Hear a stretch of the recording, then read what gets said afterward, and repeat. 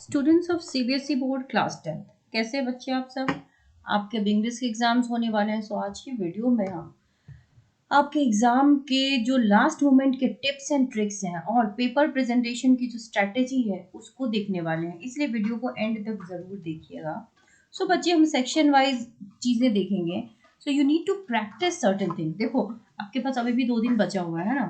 आप चाहें तो इसमें भी अब तक नहीं पढ़ा तो भी अच्छा स्कोर कर सकते हो। एग्जाम में देखो 3 सेक्शंस हैं, सेक्शन ए बी और सी। सेक्शन ए जो है वो रीडिंग सेक्शन है and that should be attempted first as it is very time consuming. आप जानते हो ना, रीड करने में बहुत सारा टाइम जाता है क्योंकि अनसीन पैसेजेस होंगे। तो जो सीन वाले पार्ट्स होंगे जैसे लिटरेचर वाले, वहां तो आपको कहानी पता होती है बट यहाँ पता नहीं होता। Then moving on to section B, next you should attempt the writing section as it requires more lot of thought process। Writing section जो भी करंट इंफॉर्मेशन होती है, अफेयर्स है, उससे रिलेटेड राइटिंग सेक्शंस में टॉपिक आने के चांसेस होते हैं। तो एक तो करंट अफेयर से रिलेटेड सारे कंटेंट आप देख के जो हल्का फुल्का से कि आप लिख सको। देन क्योंकि उसमें फ्रेश माइंड चाहिए ताकि आप कुछ क्रिएटिविटी दिखा सको।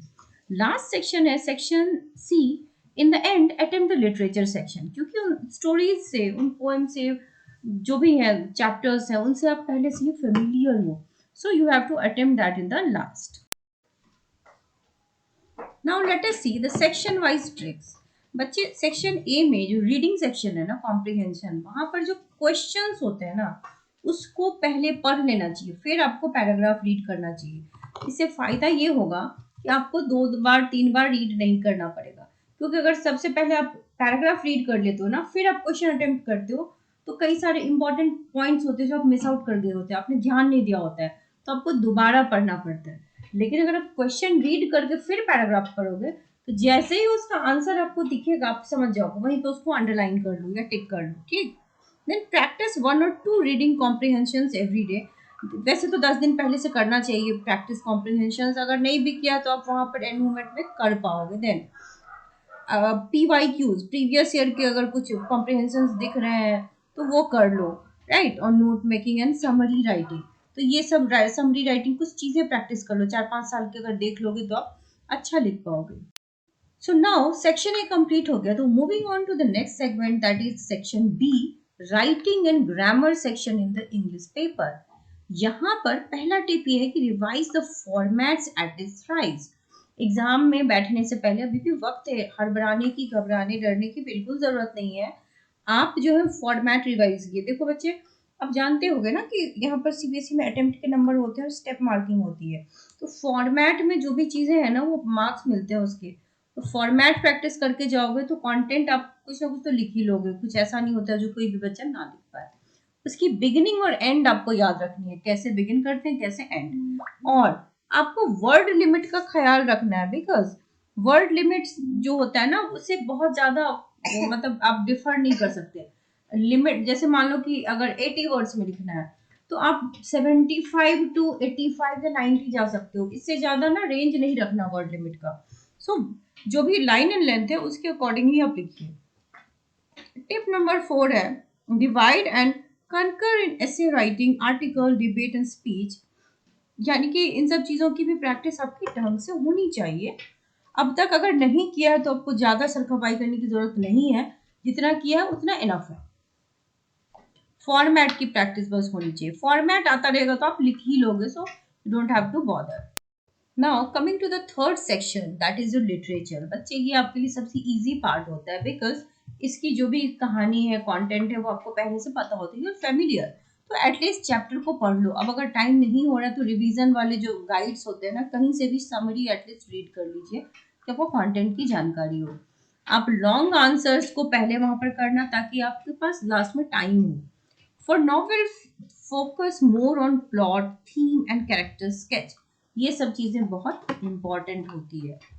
देखो इतना करने के बाद आपको 15 मिनट रिवीजन के लिए चाहिए, क्योंकि कभी कभी हम ना स्पेलिंग एरर करते हैं, बहुत सारी एरर कर देते हैं। तो एरर होगा तो इंग्लिश में नंबर स्पेलिंग के कट सकते हैं।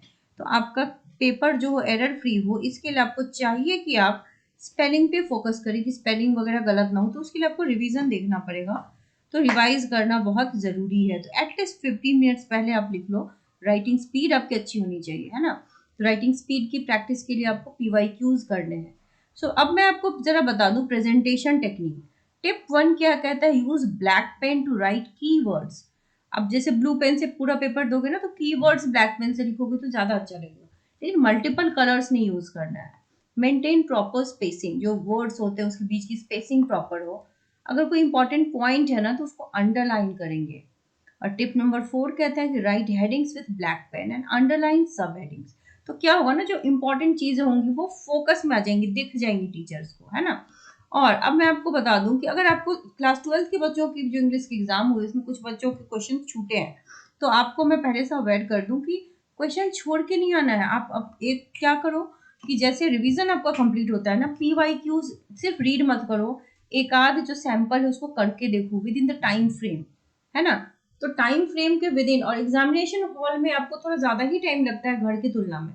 तो आप यहाँ पर अगर एग्जामिनेशन हॉल में 10 मिनट बचा पाते हो तो घर में कोशिश करो कि आपके 20-25 मिनट बच जाए। तो इतना करने के बाद आपको 5 साल के PYQs देखने पड़ेंगे, देखो और कोशिश करो कि आप बना पाओ।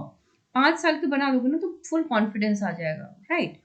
और रिवीजन दे दो अच्छे तरीके से, जो भी पार्ट्स हैं। तो अनसीन पैसेजेस में आपको कुछ करना नहीं है, राइटिंग पार्ट में फॉर्मेट्स याद करना है, एंड लिटरेचर पार्ट में आपको स्टोरी पता होना चाहिए, पोएट का नाम, राइट ऑथर का नाम। उसके लिए आप चाहो तो कहीं पे लिख के प्रैक्टिस करो, रिवाइज करो, क्योंकि नाम लिखोगे तो इम्पैक्टफुल होगा आपका राइट अप, राइट।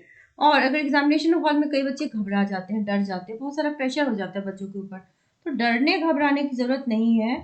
आप बेफिक्र होकर एग्जाम दीजिए। अगर कोई ब्लैंक हो रहा है एग्जामिनेशन सेंटर में तो डू वन थिंग, क्वेश्चन को 2-3 बार रीड करो। रीड करते, क्योंकि 15 मिनट आपके होते हैं, रीड करने के बाद 2 से 3 बार जब रीड करोगे ना तो आपका कॉन्फिडेंस अपने आप बिल्ड हो जाएगा।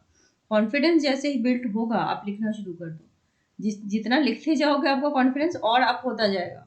और लास्ट में वो टॉपिक्स देखो जो आपको नहीं आते हैं, आई मीन वो क्वेश्चंस देखो जो आपको लगता था आपको नहीं आते हैं, उन्हें भी आप रीड कीजिए, कुछ ना कुछ आप जानते होगे, इसलिए लिटरेचर पार्ट पढ़ के जाओ। What ever you know question के बारे में, आपको जो भी आंसर पता है, अटेम्प्ट लेना बहुत जरूरी है, नहीं भूलना है, क्योंकि अटेम्प्ट के नंबर होते हैं। कोई बच्चा अगर सपोज फेल हो रहा होता है तो वहां उसे ग्रेस मार्क्स चाहिए। ग्रेस मार्क्स कब मिलेगी, जहां ऐसे क्वेश्चंस दिखेंगे एग्जामिनर को जो अटेम्प्ट लिए गए हैं, ठीक है, उनके पास भी तो स्लॉट होना चाहिए ना जहाँ पे वो आपको नंबर दे सके। तो ये वो स्लॉट्स है जहाँ पे आपको नंबर मिलते हैं।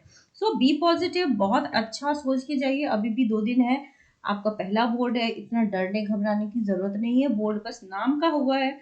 आगे 5 साल बाद आपको लगेगा कि यार इट्स अ नॉर्मल प्रोसेस, ऐसा होता है, कोई बात नहीं, आपके नंबर कम आए ज्यादा आए, इट्स जस्ट एन एग्जाम, आप ये समझ लो, ठीक है।